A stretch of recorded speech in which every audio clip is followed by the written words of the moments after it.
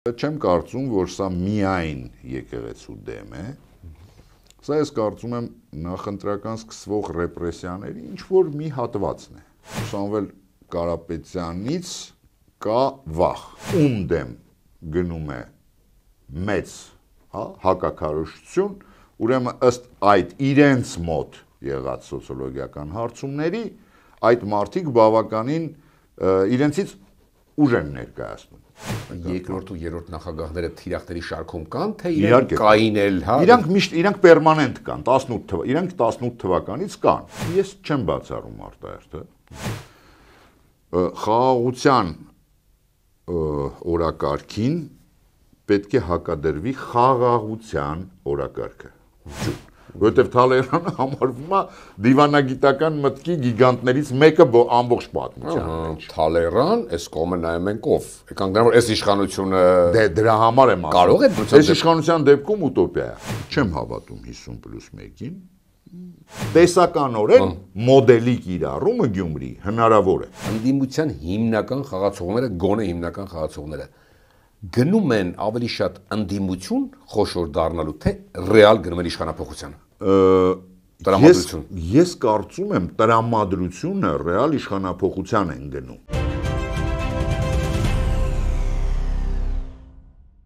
Ներքաղաքական շախմատը, բասկետբոլն ու մարտեր առանց կանոններին խառնվել են իրար։ Դիապազոնը լայն է իմպիչմենտից մինչև ընտրություններ։ Բարև ձեզ, ես Արկադի Գրիգորյանն եմ, կիզակետում այսօր ով ինչ հաշվարկներ ունի, ում խաղի կանոններով կխաղան եւ ինչ արդյունքով։ Քաղտեխնոլոգ Կարեն Քոչարյան, բարի գալուստ կիզակետ։ Շնորհակալ եմ տևական դադարից հետո հյուրընկալվելու համար։ Մինչև ներքաղաքականին անցնելը չենք կարող բաց թողնել օրվա թերս ամենաթեժ թեման, վաղ առավոտից հոգեվորականներ են ձերբակալվում, բերման ենթարկվում տարբեր մեկնաբանություններ կան, որի մեջ կա նաև բարձրաստիճան, հա, թեմի առաջնորդ Արագածոտնի եպիսկոպոս, սա ձեր գնա։ Չէ, եպիսկոպոսը, եթե չեմ շփոթվում, պարզապես որպես վկա է, չէ՞։ Չէ, հակառակը։ Հակառակը, ոնց որ այն մյուսներն են, հա, ինչքանով հասկանում են քննչականի հայտարարությունից, ինչևէ, սա ձեր կարծիքով մեկ անգամյա ակցիա է, թե Փաշինյանը, ինչպես այսօր շատ են գրում Facebook-ում, լայնածավալ գրոհի է անցնում, ինչպես մեր գործընկեր Նարեկ Գալստյանը ժամեր առաջ գրեց, շատ հակիրճ, 37 թիվ էր գրել ու վերջ։ Խնդրեմ ձեր կարծիքը։ Իրականում 37 թիվը այդքան հոգևորականների դեմ չէր, ինչքան ընդհանուր հոգևորականների դեմ 20-ականների սկիզբն է եղել։ Գիտեք, կարելի է դիտարկել եւ ես դժվար է իշխանության եւ Նիկոլ Փաշինյանի մտքերը մինչև վերջ հասկանալ կամ ցանկությունները, բայց ես չեմ կարծում, որ սա միայն եկեղեցու դեմ է։ Սա ես կարծում եմ նախընտրական սկսվող ռեպրեսիաների ինչ-որ մի հատվածն է։ Եվ ով կներառվի։ Բոլոր նրանք, ովքեր կփորձեն հակադրվել իշխանական նոր թեզերին, որ իսկ գլոբալ առումով Հայաստանի վիլայեթացմանը։ Բոլոր նրանք, ովքեր կփորձեն հակադրվել նրան, որ Հայաստանը պետք է դառնա անկախ ինքնիշխան վիլայեթ, այդ 4 հանրապետություն նկատի ունեք։ Ենթադրում եմ։ Որտե դա է գլխավոր թեզը։ Բոլոր նման մարդիկ իրենք այսօր մանրակրկիտ մոնիտորինգի տակ են, ցանկացած խոսք, ցանկացած հանդիպում, ցանկացած կարող է դառնալ առիթ հրավերքի համար ուժային կառույցներ։ Այդ մարդիկ նաև նորաստեղծ ու հին ստեղծված են մեր աչքին երևացող ընդդիմության այդ վեկտորներն են, առաջնային են իրենք, եւ ով է ամենաառաջնայիններից։ Տեսեք, Սամվել Կարապետյանը, որի հետ կարծեք թե 6-7 տարի որևէ խնդիր չկար, շատ լավ համագործակցություն էր, մենք ունենք կադրեր, փաստեր, թե ինչպես է գովերքում Նիկոլ Փաշինյանը Սամվել Կարապետյանին, եւ ընդամենը մի խոսքից, որտեղ որևէ լեզվաբան չի կարող ապացուցել, որ այնտեղ կա կոչ, որովհետեւ կոչը ինքը կոնկրետ կոչ է, ինքը այստեղ որևէ կոչ չի հնչել, չի ասել ես կոչ եմ անում, չի ասել եկեք իմ հետևից, չի ասել այս ինչ բանն ենք, մենք ասել մեր ձևով ենք անելու, հա, ընդամենը։ նստացրեցին։ Այդ նշանակում է, որ Սամվել Կարապետյանից կա վախ եւ զգուշավորություն։ Տեսեք, Թաթոյան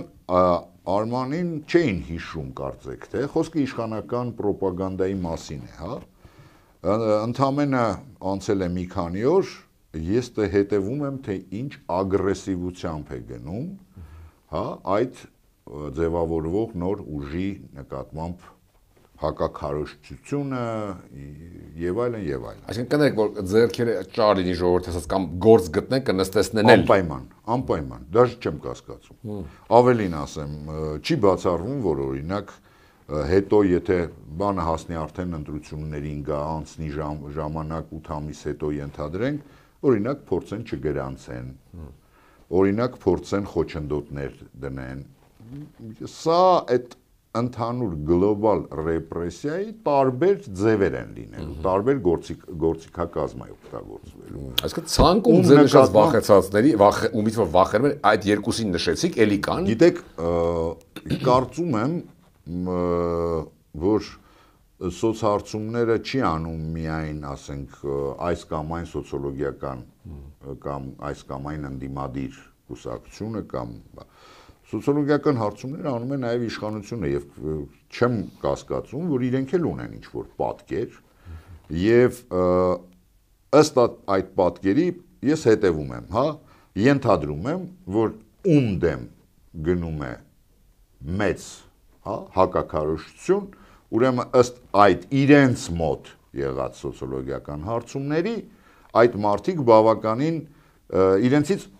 ուժ են ներկայացնում։ Այսօրվա դրությամբ գոնե գլխավոր հակառակորդներն են, այսպես կարող ենք ասել։ Կարող ենք ասել,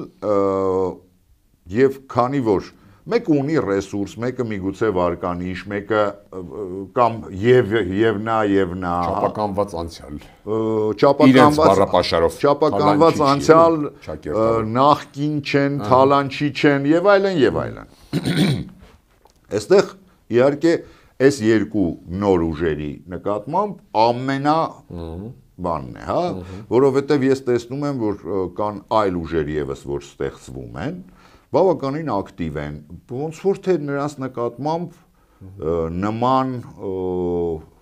հակաքարոզչություն ես չեմ նկատում իշխանության կողմից, չեմ կարծում, որ ասենք նրանք էլ են, ես հետևում եմ, շատերը քննադատում են իշխանությանը, քննադատում են Նիկոլ Փաշինյանին, քննադատում են կառավարությանը, բայց որևէ մեկի հետևից չի գնացել որևէ ուժային կառույց, որևէ մեկին իշխանական այդ պրոպագանդան սկսած պաշտոնական, հա, հնարավոր մեդիա հարթակներից վերջացրած ֆեյքերով որևէ մեկը որևէ հակաքարոզչություն չի անում նրանց։ Երկրորդ ու երրորդ նախագահները թիրախների շարքում կան, թե իրենք կային էլ, հա։ Իրանք պերմանենտ կան, 18 իրենք 18 թվականից կան։ Երկրորդ, երրորդ նախագահները կա, Դաշնակցությունը, Հանրապետականը, այդ անընդհատին է։ Ես խոսքը հիմա գնում եմ նորերի մասին, որոնցից բնականաբար հիմա իհարկե ավելացել է նաև ՀԱԿ-ը, որովհետև արտնացել է ՀԱԿ-ը, այսպես ասենք։ Չէ, ես նկատի ունեմ որպես թիրախ, որովհետև վերջին շրջանում Լևոն Տեր-Պետրոսյանի հայտարարությունները բավականին կոշտացել էին, հատկապես առաջին նախագահի ոճով արված այդ, հա, ինչ-որ առումով նաև սարկաստիկ հայտարարությունները, որը ես կարծում եմ Նիկոլ Փաշինյանի համար շատ ցավոտ են։ Դրա համար հիմա ՀԱԿ-ն էլ ա մտել այդ բանի մեջ։ Դուք հիմա նկարագրեցիք պարոն Քոչարյան, լայն ճակատ բավականին, տեսեք, բոլորին, նու այսպես ուրվագիծը տվեցիք ընդդիմադիր ճակատի, գոնե այս պահին ձևավորված, ճիշտ է, առանձին երևի թե գնալու, հարցը դա չի։ Զուգահեռ իրենք մինչ այս ամեն ինչը անում են, միշտ ընդհանուր են իդեպ խոսում շատ դեպքերում, ընդհանուր թեզեր են ասում, կոնկրետություն գրեթե կարծես թե քիչ կա։ Իշխանությունը իրեն 3-4 թեզը կոնկրետ վերցրել է ու գնում է առաջ, խաղաղություն, հանրապետություն, գիտեք են, իրական եւ այլ։ Այսինքն Քարոզ Արշավը պլյուս ձեր ասած թիրախավորումը։ Քարոզ Արշավը սկսել մի տեսակ։ Հիմա այս պահի դրությամբ եթե նայենք, որ կողմն է ավելի պատրաստ, եթե ընտրությունների բանը հասնի երկու կողմից։ Եվ արդյոք Փաշինյանը հաշվի առնելով այդ ֆորս մաժորի ազդեցությունը, որպես իրան օգտակար կգնա արտահերթի նաև։ Ես չեմ բացառում արտահերթը։ Իհարկե, եթե չեմ շփոթվում, ես 100% հիմա չեմ կարող պնդել, բայց արտահերթը կարող է արվել մինչև դեկտեմբերի 7-ը, հա։ 6 ամսյա ռեժիմը պետք է պահվի։ Բայց անգամ հիմա չեմ բացառում, թեև այնտեղ, եթե չեմ շփոթվում, 40 օր է, չէ՞ պետք հայտարարելու։ Ասում են, որպեսզի ձևավորվի, անտրական օրենքի կբանալի։ Այդ ես չեմ նայել այս վերջի, որովհետև այդ անընդհատ փոփոխվեց, բայց սովորաբար միշտ էլ իշխանությունը ինչ որ առումով, հա, ունենում է գանձի կապ, ցանկացած իշխանություն, որովհետև ինքը գիտի, ինքը կգնա արտահերթ ընտրությունների, թե չի գնա։ Ինքը ունի ռեսուրսներ, ադմինիստրատիվ ռեսուրսներ։ Կողմի դրած այսքան տոկոս։ Ինքը ունի բավականին լուրջ մեդիա ռեսուրսներ։ Ես չեմ ասում, որ ընդդիմությունը չունի։ Իհարկե ունի ընդդիմությունը։ Բայց իշխանությանը փաստացի անսահմանափակ են այդ ռեսուրսները, որովհետև իշխանությանը ցանկացած ընդդիմադիր ուժի ֆինանսական հոսք, հա, այդ մանրակրկիտ ուսումնասիրվում է միկրոսկոպի տակ, բայց օրինակ ոչ ոք չի կարող ասել, թե օրինակ իմ քայլը հիմնադրամին այն որ գրում են անանիմնի մարդա փոխանցել, ով է այդ անանիմնին, ինչի է փոխանցել, որտե են օգտագործում այդ գումարները։ Այդ Փաշինյանը իրենց համագոմ ասաց, չէ՞ որ ընդհանուր կգնան, կարող է գնան փակենք, ստուգենք, հիշում եք ֆինանսավորումը։ Իհարկե, ուզում եմ ասեմ, կան դա էլ է ռեպրեսիայի միջազգային գործիքակազ։ Հա, որը մի կողմ դրած պահում են։ Իհարկե, դա միշտ պահվում է, բայց ցանկացած իշխանություն էլ այստեղ խնդիրը նրանում է, թե ինչ այս իշխանությունը ինչքան կարող է տրորել կարմիր գծեր եւ ինչքան կլռեն այն միջազգային կազմակերպությունները, որոնք այլ իշխանությունների պարագայում ամենաթեթև բանից էլ ինչպիսի, հա, ձայն կբարձրանար եւ ուր կհասներ այդ ձայնը։ Օրինակ ծառ կտրելու, չգիտեմ, այգիսակում։ Օրինակ։ Պարոն Քոչարյան, լավ, տեսեք ասում միջազգային կառույցները իշխանություն կարմիրից, բայց դեպքում արդյոք նաեւ կախված չէ թե ընդդիմությունը ինչքան կշարունակի հանդուրժել իրենց այս գծերի, ընդդիմությունը ինչքան կշարունակի շարժվել Փաշինյանին միշտ հերքելով, այսինքն վազելով իր օրակարգի հետևից ըստ էության։ Այդ դա դեր ունի թե չունի, այսինքն տեսնու ընդդիմության կողմից գոնե նախաձեռնության նշումներ օրակարգ թելադրելու։ Այդ լայն ճակատը նկատի ունեմ, բոլորին էլ նկատի ունեմ։ Տեսեք, ընդդիմության առաջնային դուք ասացիք 3 ինչ որ բանով, ես կարծում եմ այդ 3-ից ընդամենը մեկն է կարևոր իշխանության, հա, այդ գիծը օրակարգը դա խաղաղությունն է։ Խաղաղության օրակարգին պետք է հակադրվի խաղաղության օրակարգը։ Ալտերնատիվ այլընտրանքային խաղաղության օրակարգ, որը ցանկացած ընդդիմադիր կուսակցություն կամ ուժ պետք է դնի իր ծրագրի հիմքում։ Մինչև չեք լսել ոչ մեկից դա ուզում, թե ընդհանուր եք լսել, կոնկրետություն լսել եք։ Ես խոշորներից գոնե։ Ես այդպես չեմ լսել։ Միակ ինչ որ առումով, հա, մեսիջը տրվեց վերջերս նախագահ Ռոբերտ Քոչարյանի ասուլիսում, երբ ասում էր, որ փաստացի առաջարկ էր անում Միացյալ Նահանգներին, որ փոփոխության դեպքում ոչ թե չի կատարվի այդ, այլ ընդհակառակ կառաջարկվի շատ ավելի լայն ծրագիր այդ տրիպի։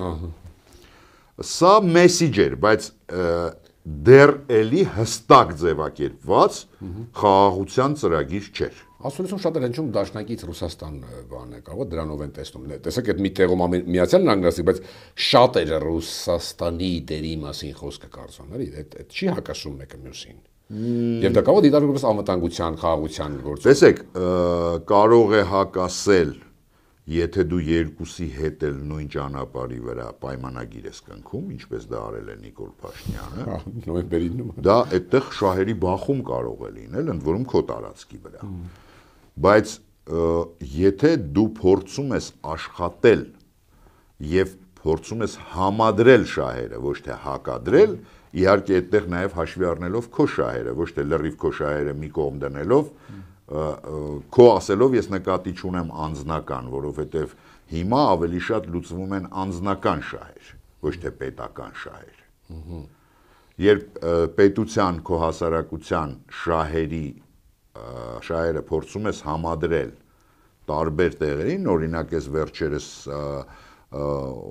պանելային քննարկման էին ներկա, որը ներկայացնում էր Լևոն Զուրաբյանը, հյուսիս-հարավ երկաթուղին։ Իմ տաղավարում պատմել այդ ծրագրի մասին։ Ես կարծում եմ դա լրջագույն համադրման ծրագիր է։ Այսինքն Չինաստանին, որ դիցուկ բերենք այստեղ, չի բախվի թրիփի հետ, դա նկատի ունեք օրինակ, որովհետև հյուսիսարավում Չինաստանի, ոնց հասկացա, ինչպես նաև միայն Չինաստանի չէ, դա Ռուսաստանն է, դա Հնդկաստանն է, դա Իրանն է, հա, որովհետև դու թրիպով միայն եթե թրիպն ես ասում։ Եթե դու միայն նա անես, դա էլ կհակադրվի հա այլ շահերի, բնականաբար, այդ թվում այո Թուրքիայի եւ Ադրբեջանի։ Որովհետև հիմա դու այն վիճակում ես, որ չես կարա նաև այդ շահերը հաշվի չառնես։ Այսինքն, այստեղ խնդիրը նրանում է, թե դու ինչպես ես շահերը հաշվի առնում, այսինքն ուտոպիա չէ, այսօրվա Հայաստանը ծանրաձողը կարող է վերցնել, տեսեք ինչ խաղացողների մասին ենք խոսում, բերել մեր երկիր եւ բախման չհանգեցնել։ Տեսեք, եթե մենք մտածենք այդպես, որ ամեն ինչը ուտոպիա է, միշտ ուտոպիա է լինելու։ Որովհետև վստահ եմ, որ այն ժամանակ, ես նկատի ունեմ Նապոլեոնի արդեն վերջին շրջանում, երբ Թալեյրանին հաջողվեց պահել պարտված պետությանը, հաջողվեց պահել, համոզված եմ, որ շատերը ասում էին, որ դա ուտոպիա է, չի կարա ինքը պահի, բայց պահեց, չէ, որովհետև կար դիվանագիտություն, որովհետև Թալեյրանը համարվում է դիվանագիտական մտքի գիգանտներից մեկը ամբողջ պատմության մեջ։ Թալեյրան, այս կողմը նայում ենք ով, եկանք դրա որ այս իշխանությունը դրա համար եմ ասում։ Կարող է դա ոչ ուտոպիա չի, բայց ում դեպքում, այս իշխանության դեպքում ուտոպիա է։ Ահա։ Այսինքն մենք դիվանագիտական ռեսուրսն ու միտքը ունենք։ Իհարկե ունենք։ Իհարկե ունենք։ Մենք ամեն ինչ չունենք, կարելի է հրավիրել, բերել, աշխատել։ Մենք ունենք, չմոռանանք Սփյուռք, որի հետ փաստացի ընդհանրապես վերջին 5-6 տարիներում աշխատանքը մոռացվել է, որովհետև նույն Տարոն Աջեմօղլուն, որը հայտարարեց եւ ելույթ ունեցավ այդ խորհուրդները տալու Սամվել Կարապետյանի ուժի հետ, մենք բոլորս հիշում ենք ինչպես էր Փաշինյանի Նիկոլ Փաշինյանը հրավիրում եւ հայտարարում, որ այո, իրենց տնտեսական ծրագրի մեջ լուրջ ազդեցություն կունենա, բայց դա ինչպես միշտ մնաց խոսքերի մակարդակով։ Ղարաբաղ Հայաստանը եւ վերջ։ Այո, մոտավոր կամ բանը քաղաքացին մատերիալ չի տուգանքի եւ այլն եւ այլն։ Ինչ էլ որոշեմ հրապարակում ձեզ կանչում հարցնեմ։ Այդ ամեն ինչը, այսինքն այդ ոչ մի բան չի մոռացվել, հա, այնուամենայնիվ Բուլգակովը հանճարեղ գրող էր ու ռուկոպիսի նիգարյատ։ Տեսեք, նախագահ Քոչարյանը որոշակի կանխատեսումներ արեց, որ ովքեր կհայտնվեն, անուններ իհարկե տվեց ինքը մեր ձևով, էլի ասեց կարող է եւս երրորդ։ Ինչ է կարծում այս պահին ճիշտ է ֆալ ստարտ չէ նման հայտարարություն անելը եւ ընդհանրապես ինչ է կանխատում այսօրվա պահով, եթե դու գնահատողնեք առաջիկա Կիրակի եթե լինեն ընտրությունները, ով կանցներ եւ ինչ կարող է փոխվել այս երկար, բավականին երկար փուլում, ինչ ընտրություններ։ Տեսեք, եթե ես չեմ շփոթվում, Քոչարյանն իր ասուլիսի ժամանակ կարող է ես սխալվում եմ, ասեց ինչ որ, հա, սոցիոլոգիական հարցումների, որը նոր է արել։ Այսինքն ենթադրվում է, որ այս պահի դրությամբ է խոսել։ Ինչ կլինի 8 ամիս հետո, ես կարծում եմ այսօր շատ քչերը կարող են ասել, եթե չասեմ ոչ ոք չի կարող ասել, որովհետև մեր այս կալեյդոսկոպիկ արագությամբ փոփոխվող աշխարհում ասել թե ինչ կլինի 8 ամսվա մեջ, եթե դա 8 ամիս լինի, եթե դա չլինի հələ արտահերթ, ես դժվարանում եմ ասել, բայց այն որ ուրվագծվում են ինչ որ ուժեր, այդ թվում նաև իշխանության համար մենք ասեցինք, որովհետև իշխանությունները նույն այդ ուժերին բան անում, ենթադրվում է, որ այդ ուժերը ունեն շանսեր ընդ որում մեծ շանսեր ունեն անցնելու։ Ինչքան կլինի, ոնց կլինի, հարաբերակցությունը ուժերի ինչպիսին կլինի, բնականաբար այսօր ասել անհնար է։ Այսինքն դաշտում էսպայն երևացողներին նկատի ունենք, չէ՞ դուք եւ ընդդիմադիրը իշխանական կից դաշտում։ Այսինքն ընդհուպ քաղաքականության մեջ կա այդ կտրուկ տատամանփուր, չգիտեմ, օրինակ այսօր, օրինակ որևէ մեկի վրա չբերեմ, այսօր այդ հիմնական ընդդիմներից մեկը դիցուկ ունի իր սոցհարցումներով 20 կամ 15%, գալիս հաստում ընտրություններին մոտ դառնում է 5, 4, 3, այդքան չի իջնի։ Կամ հակառակը։ Ես չեմ կարծում, որ այդքան շատ կտատանվի, բայց տատանումներ հնարավոր են, կարող է եւ ավելանալ, եւ պակասել։ Տեսեք, սովորաբար ընտրություններից առաջ ցանկացած տեղ, հա։ Ես կարող եմ հիշեցնել դիցուկ Միացյալ Նահանգների 16 թվականի եւ 24 թվականի ընտրությունները։ Երկու դեպքում էլ բացառում էին Տրամպի անցնելը։ Երկու դեպքում էլ անցավ։ Կար նման բան։ Հա։ Ես ուզում եմ ասել, որ Հայաստանը եւս ընտրական նախընտրական արշավը թվում է թե ինքը դե ընդամենը մի ամիս է ինչ է բան, բայց այդ մի ամիսը շատ մեծ բաներ է փոխում։ Շատ մեծ, որովհետեւ այդ ժամանակ սովորաբար տեսեք, ցանկացած իշխանություն ինքը չի թողում, ինքը փորձում է իր օրակարգով բոլորին տանել։ Դուք ասում եք ընդդիմությունը գնում է հետևից, այդտեղ կա նաև բավականին օբյեկտիվ հիմքեր, որովհետև օրինակի համար այսօր այո, այս ինտերնետի դարում թվում է թե հեռուստատեսությունը արդեն քիչ բան ունի, բայց Հայաստանում բոլոր հարցումները ցույց են տալիս, որ առայժմ առաջնայինը հեռուստատեսությունն է, դեռ ինտերնետը չի անցել հեռուստատեսությունը։ Օրինակ հանրային է, նկատի ունեք հենց։ Օրինակ հանրային, որովհետև այո, մարզերում այլ հեռուստատեսություններ նայել դժվար է, կամ աշխարհից հետ ենք, պարոն Քոչարյան, այս առումով։ Ես չեմ կարծում Ֆրանսիայում այդպես է, կասում եք Ֆրանսիայում այդպես է։ Ես չգիտեմ այնտեղ, ես ինչքան գիտեմ, առայժմ միայն, նու գոնե ես, եթե չեմ շփոթվում անցյալ տարվա տվյալները, եթե չեմ շփոթվում, միայն Միացյալ Նահանգներում էր անցել ինտերնետը հեռուստատեսությունից։ Մենք դեռ երկար ճանապարհ պետք է անցնենք, որպեսզի հասնենք դրան։ Հա մարզերում, որտեղ փաստացի ընդդիմադիր ոչ մի ալիք, ես նկատի ունեմ հեռուստատեսային, չի սփռվում, կամ եթե սփռվում է ընդդիմադիր չէ, այլ քաղաքական կոնտենտ չպարունակող հեռուստատեսություններ են, այսինքն այնտեղ ավելի շատ entertainment է, ֆիլմեր են, սերիալներ են եւ այլն եւ այլն։ Հիմնական քաղաքական կոնտենտը ստանում են մարզերը Հ1-ից,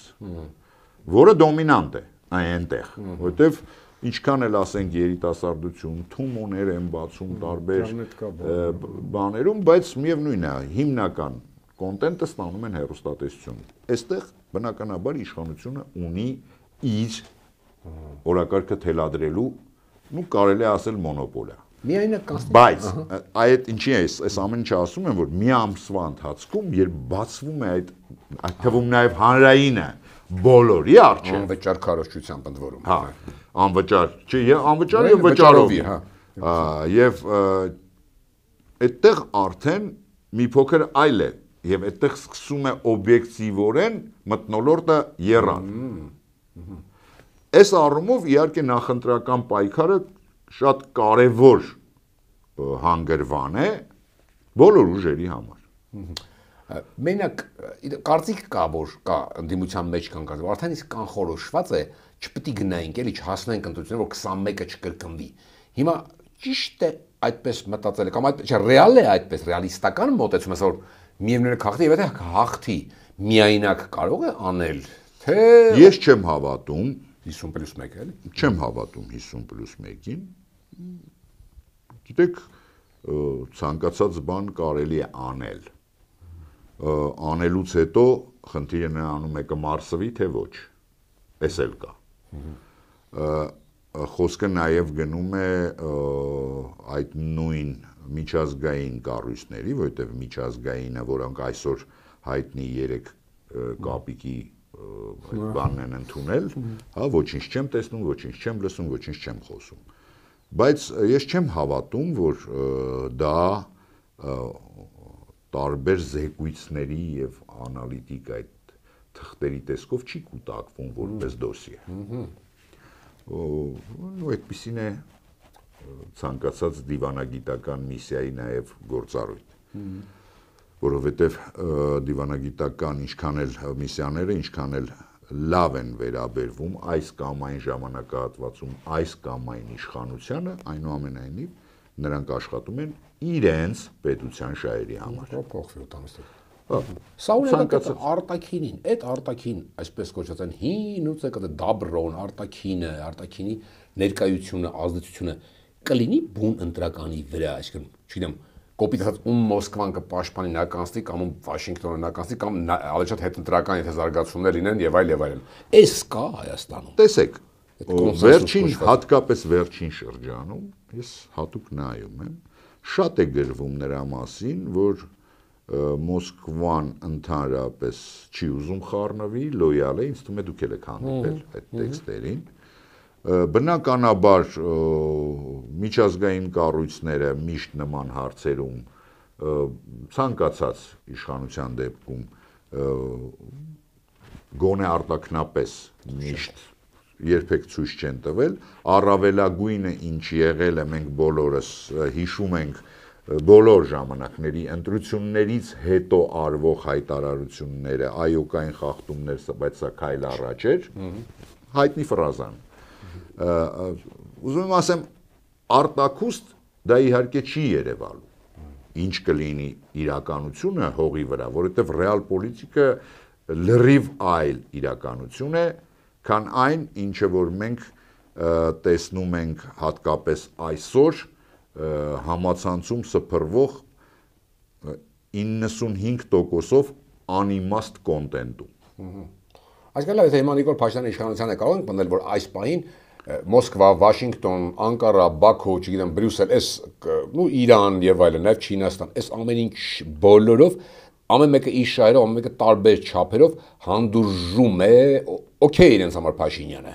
Եվ կարող է մի օր չլինել եւ իրենք ասեն, թե չլինի էլ մեկը իրենք չեն որոշողը։ Մինչ այս պահը ինձ մոտ, մինչ այս պահը ասելով, մինչ որոշակի պահ, որտեղ այս պահը ասելը ինքը ինձ համար մի քիչ ավելի երկար պատմություն ունի։ Համենայն դեպս 21 թվականի ընտրություններին, այո, օքեյ է։ Հետո կարծում եմ ինչ որ բաներ է փոխվել, որովհետև նույն 21 թվականին օրինակ Միացյալ Նահանգները այս տարածաշրջանում ընդհանրապես ոչ մի բան չէին հետ, որովհետև այսօրվա ադմինիստրացիան Միացյալ Նահանգների մի փոքր ասելով մեղմ ասած այլ է եւ այլ շահեր է հետապնդում, այդ թվում նաեւ ցույց տվեց այս Թրիպի Տրամպի ճանապարհի նախաստորագրումը, այսպես ասած։ Ուզում եմ ասեմ, շատ բան կա փոխվել եւ ով ինչ շահեր է հետապնդում, բնականաբար հետապնդում են։ Ամենակիչը ես հիմա տեսնում եմ օրինակ Չինաստանի բանը, հա, ներկայությունը։ Ավելի բնականաբար ավելի շատ են Ռուսաստանը, Թուրքիան, Իրանը, բնականաբար Եվրոպան, Եվրամիությունը, Իսրայելը, այսօր արդեն բնականաբար այսօրվա Միացյալ Նահանգները, թեև Իսրայելը միշտ եղել է ամենամտերիմ դաշնակիցը Միացյալ Նահանգների, բայց Տրամպի պարագայում դա առավել ցայտուն է։ Բնականաբար, որ այստեղ շահերի բախում կամ շահերի համադրում հնարավոր է։ Որը կլինի համադրում։ 21-ին եղել է համադրում։ Այդ անձով նաև, հա, կոնկրետ, հա։ Կոնկրետ ումով որ հիմա Նիկոլ Փաշինյանի վերաբերյալ եղել է կարծում եմ կոնսենսուս։ Բայց շատ բան է փոխվել եւ չեք կարող հիմա դեռ պնդել։ Հիմա ես դա չեմ կարող պնդել։ Լավ։ Եվ վերջին հարցը, ընդդիմադիր ուժերի առատություն կա, արդեն իսկ կա առատություն։ Սա կխանգարի թե կօգնի իշխանափոխության, ինչու եմ ասում, որովհետև կա հայտնի սցենար, հա, նաև ընտրական օրենսգրքով նախատեսված, այսինքն ձայները կփոշիանան, թե այդուհանդերձ այդ չարչրկված Գյումրի երկու սցենարը հնարավոր է, որովհետև տարբեր են կարծիքներ, ասում են քաղաքը մի շփոթեք պետության հետ Գյումրին ուրիշ եւ այլն, ձեր կարծիքով ո՞րն է ավելի իրատեսական։ Նախ ես ամենևին չեմ շփոթում քաղաքը, այո, համապետական ընտրությունների հետ։ Մեկ։ Բայց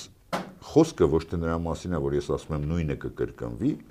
այլ ես խոսում եմ մոդելի մասին։ Այո, այդ մոդելը հնարավոր է։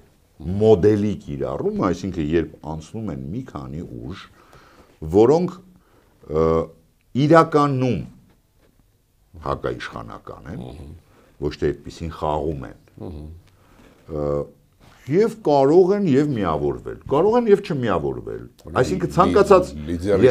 ես տեսականորեն մոդելի կիրառումը Գյումրի հնարավոր է։ Հա, այսօր բոլոր գործիչներին ճանաչելով նաև դա նկատի ունեմ, առաջին համարներին ճանաչելով, իրենց ամբիցիաներն իմանալով Ես ասում եմ, հնարավոր չէ որ իրար հետ գնան ընտրության։ Դրա համար եմ ասում Գյումրիի մոդելը։ Այսինքն կարող են գնալ առանձին, բայց հետո կիրառել Գյումրիի մոդելը, այսինքն գալ ինչ որ հարցերում ընդհանուր հայտարարի, հա, ստեղծել կոալիցիոն կառավարություն եւ շարունակել ապրել աշխատել այդ մոդելով։ Թեկուզ ժամանակավոր, որ ընտրություններ անեն, կա չէ՞ նման բան։ Դե տեսեք, ժամանակավոր ասվածը, քանի որ իրենք կազմակերպել են, քանի որ եվրոպական, այ հենց հիմա եվրոպական շատ երկրներում որպես այդպեսին չկա կառավարություն, կա ժամանակավոր, այսինքն անցել են կոալիցիա են կազմել, հետո կոալիցիան քանդվել է, բնականաբար այնտեղ մնում է ԺՊ, մինչև նոր կառավարություն ձևավորվել է։ Դա էլ է հնարավոր։ Դա էլ է հնարավոր։ Հա, բայց այն ռիսկն էլ կա, որ ասենք շատ թիվ հավաքածին, ում որ պետք է բնականաբար այսպես Վարդան Ղուկասյանը շատերը ինչ որ այլ ամբիցիաներով չտան ձայն։ Օրինակ տեսեք այնտեղ թշնամություն կար, չէ՞, ամենա Բայց տվեց, չէ՞, այդ եմ ասում։ Ի վերջո տվեց, հա։ Դե այդ եմ ասում։ Դա մոդելն է, որովհետև կարող է լինի անձնական թշնամություն, կարող է լինի քաղաքական անհամատեղելիություն, կարող է լինել, ինչ ասես կարող է լինել թիմերի անհամատեղություն, բայց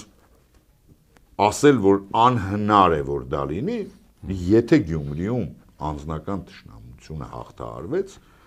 ես խոսում եմ հնարավորության մասին, ոչ թե հաստատի մասին։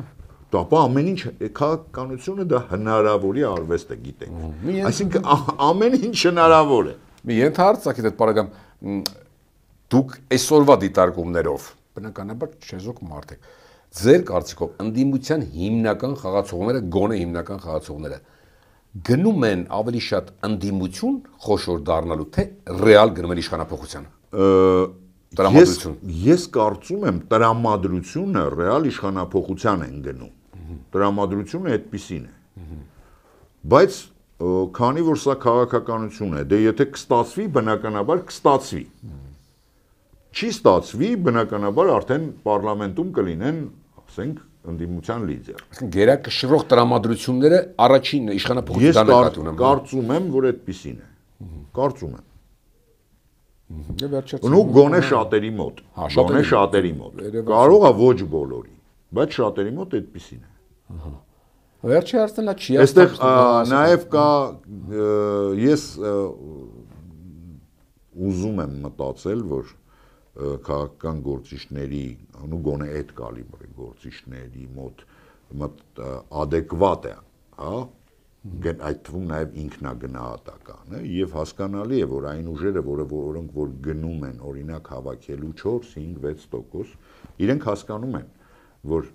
իրենք ենթադրենք կոալիցիա կազմելու դեպքում չեն կարող լինել ղեկավար։ Իրենց լիդերը չի կարող ղեկավար կոալիցիոն կառավարությունը։ Այսինքն նման ուժերը ես կարծում եմ ավելի շատ փորձում են լինել ջոկեր, հետո դեր խաղալու համար եւ հնարավորինս այդ քաղաքական առևտրի մեջ շատ ավելի շատ իրենց ուժի համար ինչ որ բան ձեռք բերելու, քան լիդեր դառնալու։ Կարծում եմ, որ այո, գոնե ադեկվատ մարդը այդպես պետք է մտածի։ Իսկ լիդերության տեխնացուներ կան, ոչ թե 5-6 հավաքով, այլ 15-ից մինչև 25 այդ փուլում։ Կան այդ ուժերը տեսնում եք դուք, այս պահին։ Կան, իհարկե կան։ Որ կդառնա էլի։ Կարծում եմ կան։ Բայց եկեք չասենք, որ չնայած դա բոլորն էլ գիտեն, թե չէ հենց անուն տանք կարող է ռեպրեսիայի հետ բան դառնան, էլի զոհ դառնան միանգամից։ Մենք էլ կարող է։ Շատ շնորհակալ եմ հետաքրքրության համար։ Հիշեցնեմ կիզակետում այսօր քաղտեխնոլոգ Կարեն Քոչարյանն էր, կիզակետի թողարկումներն ու շատ այլ տեսանյութեր դիտելու համար առաջարկում եմ բաժանորդագրվել մեր YouTube-յան ալիքին։ Կհանդիպենք։